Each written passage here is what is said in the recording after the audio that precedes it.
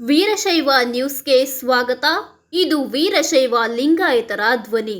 ಕರ್ನಾಟಕ ವಿದ್ಯಾವರ್ಧಕ ಸಂಘಕ್ಕೆ ಚುನಾವಣೆ. BJP versus Congress. Chandrakant Bellad ಮತ್ತು ಮೋಹನ್ ಲಿಂಬೆಕಾಯಿ ನಡುವೆ ಬಿಗ್ ಫೈಟ್. ಕರ್ನಾಟಕದ ಮೊಟ್ಟ ಮೊದಲ ಕನ್ನಡ ಪರ ಸಂಘಟನೆಯೇ ಕರ್ನಾಟಕ ವಿದ್ಯಾವರ್ಧಕ ಸಂಘ 1890 ಜುಲೈ 3ರಂದು ಸಂಜೆ 5 ಗಂಟೆಗೆ ಸ್ಥಾಪನೆಯಾಯಿತು.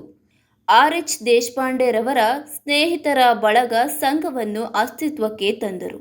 ಪ್ರಥಮ ಅಧ್ಯಕ್ಷರೂ ಆದರು ಮತ್ತು ಪ್ರಥಮ ಕಾರ್ಯದರ್ಶಿಯಾಗಿ ಶ್ಯಾಮರಾವ್ ಕೈಕಿಣಿ ಆಯ್ಕೆಯಾದರು. ಸ್ವತಂತ್ರ ಪೂರ್ವವೇ ಈ ಸಂಘ ರಚನೆಯಾಗಿ ಸ್ವತಂತ್ರ ಹೋರಾಟದಲ್ಲಿ ಭಾಗಿಯಾಗಿತ್ತು.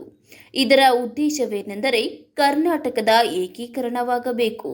ಮುಂಬೈ ಕರ್ನಾಟಕ, ಹೈದರಾಬಾದ್ ಕರ್ನಾಟಕ, ಮದ್ರಾಸಿ, ಗೋವಾ ಸೇರಿದಂತೆ ಇನ್ನಿತರ ಪ್ರದೇಶಗಳಲ್ಲಿ ಕನ್ನಡ ಭಾಷೆ ಆಡಳಿತ ಭಾಷೆಯಾಗಬೇಕು.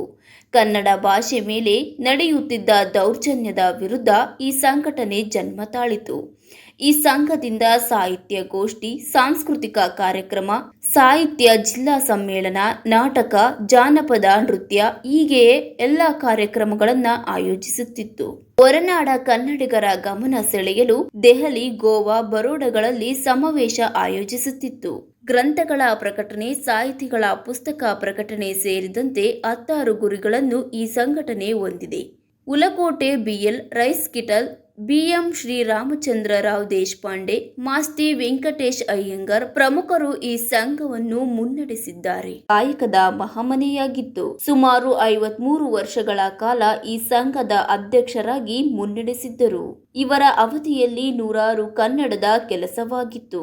ಅವರ ಮರಣದ ನಂತರ ರಾಜಕೀಯದ ನಾಯಕರುಗಳು ಈ ಸಂಘದ ಆಧಿಪತ್ಯ ವಹಿಸಿಕೊಂಡಿದ್ದಾರೆ. ಇದೇ ತಿಂಗಳು 25ನೇ ತಾರೀಕು ಕರ್ನಾಟಕ ವಿದ್ಯಾವರ್ಧಕ ಸಂಘಕ್ಕೆ ಚುನಾವಣೆ ನಡೆಯಲಿದೆ. ಬೆಳಗಾವಿ, ಹುಬ್ಬಳ್ಳಿ, ಧಾರವಾಡ, ಹಾವೇರಿ, ದಾವಣಗೆರೆ ಸೇರಿದಂತೆ ರಾಜ್ಯದಲ್ಲಿ 6,000 ಮತದಾರರಿದ್ದಾರೆ. ಈ ಹಿಂದೆ ಬ್ರಾಹ್ಮಣರ ಹಿಡಿತದಲ್ಲಿತ್ತು. ನಂತರ ಲಿಂಗಾಯತರ ಪ್ರಾಬಲ್ಯವಾಯಿತು. ಹಿಂದುಳಿದ ವರ್ಗದ ಹಿಡಿತಕ್ಕೆ ಬಂತು. ಯಾವಾಗ ರಾಜಕಾರಣಿಗಳು ಎಂಟ್ರಿಯಾದರೋ ಅಲ್ಲಿನಿಂದ ರಾಜಕಾರಣಿಗಳ ಹಿಡಿತದಲ್ಲಿದೆ. ಚಂದ್ರಕಾಂತ್ ಬೆಲ್ಲದ್ ಮತ್ತು ಮೋಹನ್ ಲಿಂಬೆಕಾಯಿ ನಡುವೆ ಬಿಗ್ ಫೈಟ್. ಹುಬ್ಬಳ್ಳಿ ಪಶ್ಚಿಮ ಕ್ಷೇತ್ರದಿಂದ 3 ಬಾರಿ ಶಾಸಕರಾಗಿ ಅಖಿಲ ಭಾರತ ವೀರಶೈವ ಲಿಂಗಾಯತ ಮಹಾಸಭೆ ಅಧ್ಯಕ್ಷರಾಗಿ ಚಂದ್ರಕಾಂತ್ ಬೆಲ್ಲದ್ರವರು ಕರ್ನಾಟಕದ ವಿದ್ಯಾವರ್ಧಕ ಸಂಘಕ್ಕೆ 2 ಬಾರಿ ಅಧ್ಯಕ್ಷರಾಗಿ ಆಯ್ಕೆಯಾಗಿರುವ 86 ವರ್ಷದ ಬೆಲ್ಲದ್ ಈ ಬಾರಿ ಚುನಾವಣೆಯಲ್ಲಿ ಹ್ಯಾಟ್ರಿಕ್ ಹೊಡೆಯಲು ಭರ್ಜರಿ ತಯಾರಿ ನಡೆಸಿದ್ದಾರೆ. ಅವರ ವಿರುದ್ಧ ಮಾಜಿ ವಿಧಾನ ಪರಿಷತ್ ಸದಸ್ಯ ಮೋಹನ್ ಲಿಂಬೆಕಾಯಿ ತಮ್ಮ ತಂಡದ ಜೊತೆ ಕಣಕ್ಕೆ ಇಳಿದಿದ್ದಾರೆ. ಚಂದ್ರಕಾಂತ್ ಬೆಲ್ಲದ್ ಅವರು ಬಿಜೆಪಿ ಮತ್ತು ಅವರ ಪುತ್ರ ಅರವಿಂದ್ ಬೆಲ್ಲದ್ ಶಾಸಕ ಹಾಗೂ ವಿಧಾನಸಭೆಯ ವಿರೋಧ ಪಕ್ಷದ ಉಪನಾಯಕ ಲಿಂಗಾಯತ ಸಮಾಜದವರು. ಇವರ ವಿರುದ್ಧ ಬಣದಲ್ಲಿರುವ ಲಿಂಬೆಕಾಯಿಯವರು ಸದ್ಯಕ್ಕೆ ಕಾಂಗ್ರೆಸ್ ಪಕ್ಷದಲ್ಲಿದ್ದಾರೆ. ಇವರು ಸಹ ಲಿಂಗಾಯತ ಸಮುದಾಯದವರು. ವಿಪರ್ಯಾಸವೆಂದರೆ ಲಿಂಗಾಯತರ ನಡುವೆ ಬಿಗ್ ಫೈಟ್. ಚಂದ್ರಕಾಂತ್ ಬೆಲ್ಲದ್ ಅವರಿಗೆ ವಯಸ್ಸಾಗಿದೆ. 2 ಅವಧಿಯಲ್ಲಿ ಕೆಲಸ ಮಾಡಿಲ್ಲ. ಸರ್ಕಾರದಿಂದ ಅನುದಾನ ತರುವಲ್ಲಿ ವಿಫಲರಾಗಿದ್ದಾರೆ ಎನ್ನುವ ಆರೋಪವಿದೆ.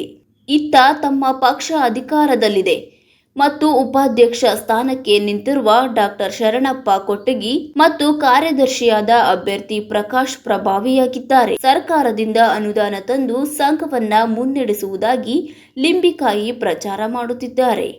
ಇಲ್ಲಿ ವೈಯಕ್ತಿಕವಾಗಿಯೂ ಮತಗಳು ಬೀಳಬಹುದು. ಚಂದ್ರಕಾಂತ್ ಬೆಲ್ಲದ್ ಸಹ ಪ್ರಬಲವಾಗಿದ್ದಾರೆ. ಯಾರೇ ಗೆದ್ದರೂ ತುಸು ಅಂತರದಲ್ಲಿ ಗೆಲ್ಲಬೇಕು. ಇದು ವೀರಶೈವ ಲಿಂಗಾಯತರ ಧ್ವನಿ. ನಮ್ಮ ಚಾನಲ್ಗೆ ಸಬ್ಸ್ಕ್ರೈಬ್ ಆಗಿ. Shri Basaveshwara rural education and development trust Sattur ಧಾರವಾಡದ ಅಧ್ಯಕ್ಷನಾದ ನಾನು ಶರಣಪ್ಪ ಮಗುಂಡಪ್ಪ ಕೊಟಗಿ ಶ್ರೀ ಮೋಹನ್ ಲಿಂಬೆಕಾಯಿ ಮತ್ತು ಶ್ರೀ ಪ್ರಕಾಶ್ ಹುಡಿಕೇರಿ ಅವರ ನೇತೃತ್ವದಲ್ಲಿ ಉಪಾಧ್ಯಕ್ಷ ಸ್ಥಾನಕ್ಕೆ ಸ್ಪರ್ಧೆ ಮಾಡಿರುತ್ತೇನೆ.